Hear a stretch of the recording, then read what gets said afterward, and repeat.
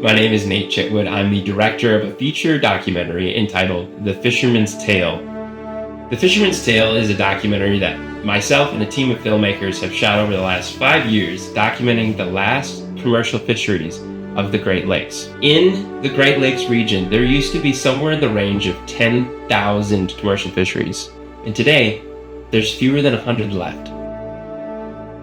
We asked ourselves, what happened to this industry, this massive industry that used to really define the Great Lakes region?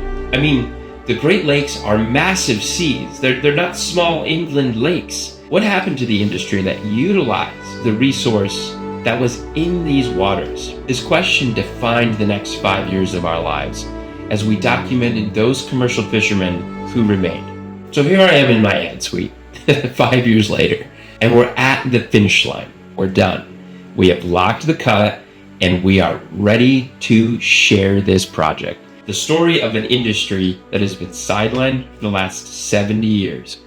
And it's a story that really highlights, I think, an experience that's happening nationally. Where do our food resources come from? And what have we done when we've outsourced them to other countries with policies that we cannot control or regulate ourselves? In the US alone, we have outsourced 90% of our seafood industry to other countries. 60% comes from unregulated overseas markets with practices we have no influence on. The implications are huge. There's implications for environment, there's implications for human life. Our team feels like what's happening here in the Great Lakes is just a small piece of what's happening nationally. 5 years ago, we saw an opportunity to share this story. We saw an opportunity to share the story of the Great Lakes commercial fishery, an industry that had collapsed due to ecological disasters and regulations that were unsustainable. But before I say anything else about the project, let's just take a few seconds to jump in the cut, and I just want to show you a few clips from the film.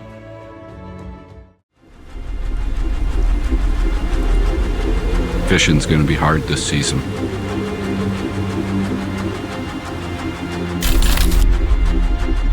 You don't really know what nature does anymore. I've never seen this in my life. Kind of at the point where I don't know if my kids will be able to sustain a living in the industry anymore.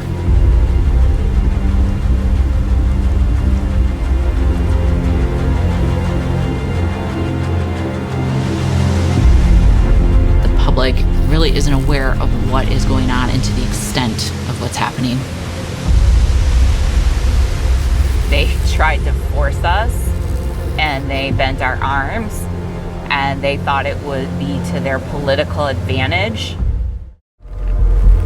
Right now, the greatest concentration of heavy machinery ever assembled, over 3,000 pieces of equipment, are at work on one of the greatest projects in the history of mankind.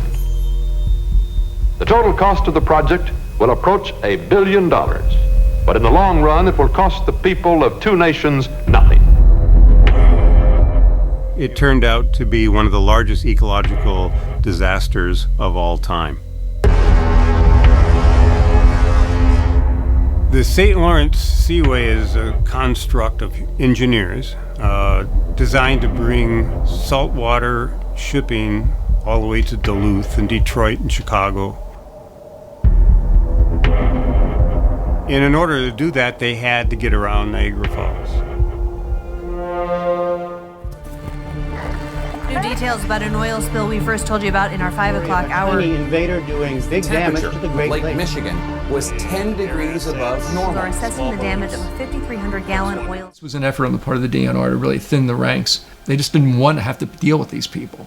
Get them out of the equation, reduce the number of commercial fishermen so we simply don't have to deal with them. He just had an idea that he wanted to make the DNR bigger, and bigger it is. It's a huge bureaucracy, very powerful, extremely powerful. Howard Tanner was offended by the idea that he was brought in to control alewives. He was brought in to create a world-class recreational fishery, and he saw the control of the alewives as a byproduct. That is a reality for us. We have kids to feed and bills to pay. So I don't know. I don't know what it was. Could have been water temperature, could have been the clarity, could have been food. I don't know. It was just a slow year. In Lake Huron, there's so many walleye that they're eating themselves. There's not a balance there. And in Lake Michigan, there's so many lake trout that the fishermen go out and dip lake trout out of their trap nets until they can sort through and find some whitefish. We are one of the last fresh food resources, I feel like, in the United States. No preservatives, byproducts. There's just fresh fish coming out of fresh water. We have a whole industry here that can feed the public.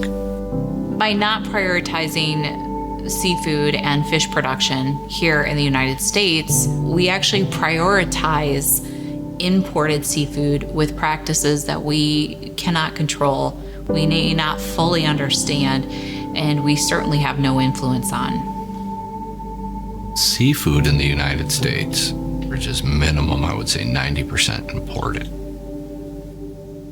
Most imported seafood that's cheap, it's cheap for a reason.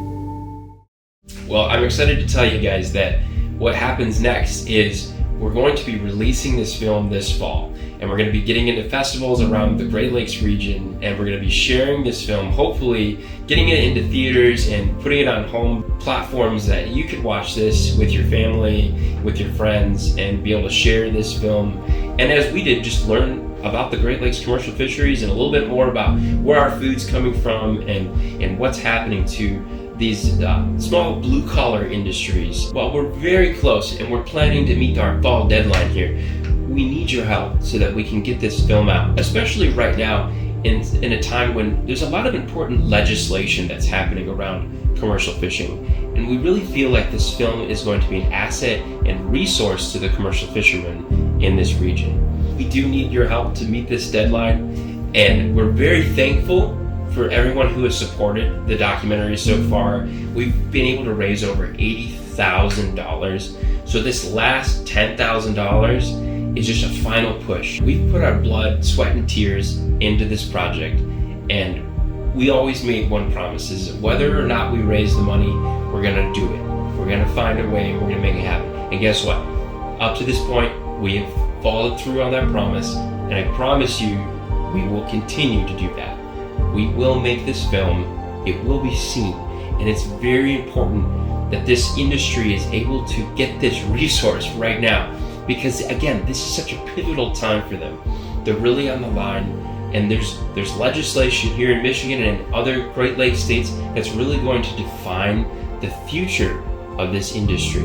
So join us as we endeavor, as we finish this project, and I cannot wait to see you this fall in festivals and in theaters around the Great Lakes and nationally.